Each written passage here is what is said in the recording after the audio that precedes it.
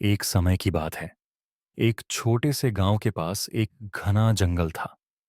इस जंगल के बीचों बीच एक विशाल और रहस्यमयी पेड़ खड़ा था, जिसे भूतिया पेड़ कहा जाता था।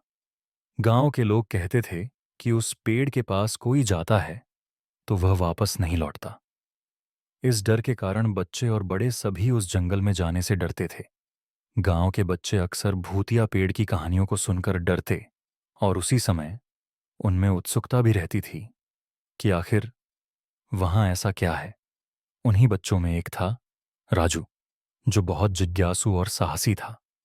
राजू हमेशा कहता, मुझे लगता है कि यह सिर्फ एक कहानी है, मैं सच जानने जाऊंगा। दिन राजू अपने दोस्तों के साथ जंगल के पास गया। वह उन्हें समझाने लगा कि डरने की जरूरत नहीं है, लेकिन दोस्त डर कर पीछे हट गए। राजू ने अकेले भूतिया पेड़ के पास जाने का फैसला किया। जैसे ही वह जंगल के भीतर गया, वहां अजीब अजीब आवाजें सुनाई देने लगीं। हवा पेड़ों को हिलाती तो लगता कि कोई फुसफुसा रहा है। राजू जब भूतिया पेड़ के करीब पहुंचा तो उसे एक अजीब सी ठंड महसूस हुई।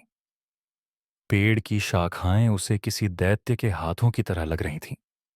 तभी अचानक पेड़ की जड़ों से धुआं निकलने लगा। राजू थोड़ा घबराया, लेकिन पीछे हटने की बजाय उसने जड़ों के पास झांक कर देखा। राजू को पता चला कि धुएं के पीछे कुछ और नहीं, बल्कि एक छुपा हुआ रास्ता है।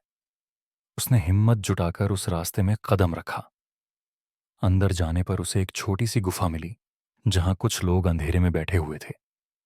वे चोर थे, जो भूतिया पेड़ की कहानियों का डर फैलाकर यहां चोरी का सामान छुपाते थे। राजू ने उनकी बातें सुनी। वे कह रहे थे, हमने गांव वालों को इतना डरा दिया है कि अब कोई यहां आने की हिम्मत नहीं करेगा। हमारा सामान सुरक्षित है। राजू समझ गया कि यह भूतिया पेड़ का डर सिर्फ एक छलावा था। राजू ने चुपके से गुफा से बाहर निकलने की कोशिश की, लेकिन गलती से उसका पैर एक पत्थर से टकरा गया। आवाज सुनकर चोर सतर्क हो गए।